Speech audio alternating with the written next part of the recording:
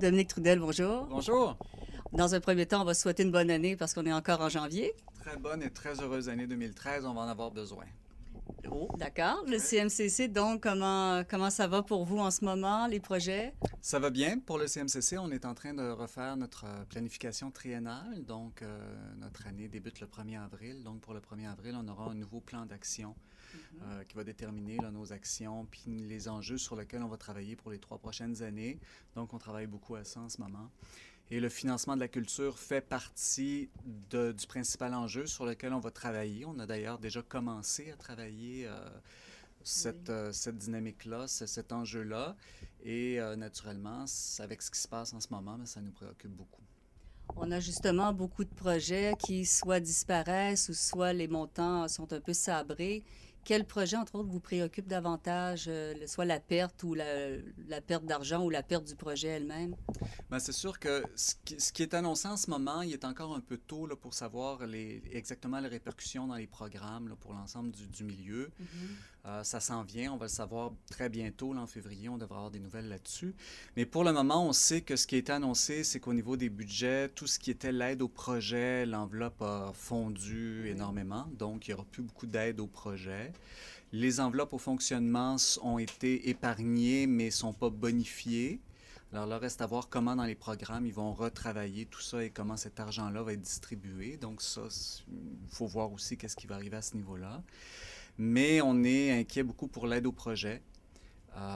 Puis également là, pour l'argent qui était dévolu à Placement Culture, parce que naturellement, ça c'est un programme intéressant qui offre que le gouvernement offre des subventions de contrepartie à des Mhm. organismes qui investissent, donc qui font des levées de fonds, qui mettent des fonds dans le programme Placement Culture. Alors c'est sûr que comme ce programme-là est au ralenti, ben, peut-être qu'il y aura moins de demandes et moins d'organismes qui pourront en bénéficier. Parce qu'on parle effectivement, le Québec va peut-être sabrer la moitié dans ce programme. Ouais. Par contre, ce qui avait été annoncé avant que le Parti québécois soit au pouvoir, c'est que les sommes, le placement culture allait être augmenté, notamment pour principalement des grandes institutions comme le Musée des Beaux-Arts. Mhm.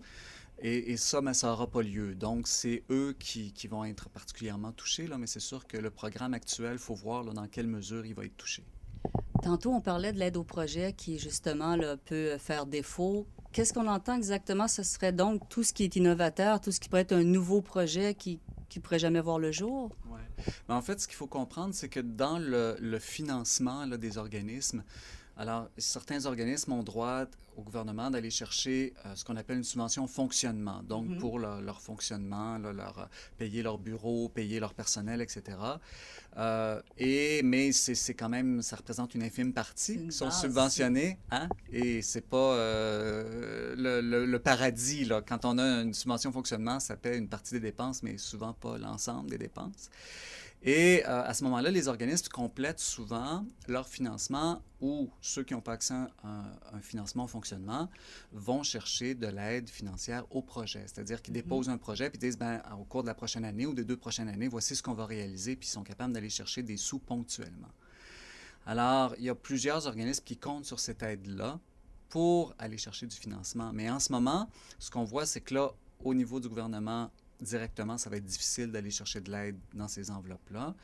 Et comme nos partenaires aussi, je pense aux conférences régionales des élus, qui eux aussi ont été coupés Oui. en Montérégie, et eux aussi faisaient des appels de projets et lançaient des appels au milieu, ben peut-être que ces projets-là vont aussi être coupés. Alors on se dit que, oups, là, le financement qui venait de différentes sources risque de plus exister. Là. Alors on s'inquiète de voir quelle tournure ça va prendre là, dans les prochains mois. Et vous êtes dans une attente aussi, donc c'est ça, vous êtes dans une attente de toutes ces nouvelles. Est-ce que pour vous, le changement aussi de ministre à la culture, aux communications a déjà fait changement justement dans votre fonctionnement? Est-ce que ça a déjà eu une incidence? Non, en fait, ce qui a une incidence, c'est effectivement le budget. En ce moment, Oui. bon, en ce moment, on dit on n'a pas d'argent, c'est la faute des libéraux qui étaient là avant, alors on se retrouve dans cette situation-là. Bon, voilà. Le ministre Coteau annonce qu'il y aura 18 mois difficiles à passer. Là, on se Oui. dit, bon, oh, ça c'est 1 an et demi. Alors, 1 an et demi, on va voir ce que ça va donner. Mais en ce moment, comme je disais, il est un peu tôt pour savoir vraiment les orientations du nouveau gouvernement. les décisions qui sont prises et comment s'orienter, c'est difficile de dire, là, de mesurer l'impact que ça va avoir en ce moment. Alors, ça s'en vient. Mais en ce moment, on peut difficilement se prononcer là, sur c'est quoi les réels impacts. Oui. On ne le sait pas encore. Mais justement, si vous avez des demandes, parce que bon, on parlait d'un an et demi, c'est quand même long aussi, et considérant aussi les barrières de sécurité dont que M. Afeb-Nakakoto et le gouvernement ont mis en place pour pas que M. Koto se retrouve avec un problème d'éthique. Donc, vous devez vous tourner, Longueuil, les organismes doivent se tourner vers une autre instance. À ce moment-là, ce serait la sous-ministre ou Mme Malavoie pour vous?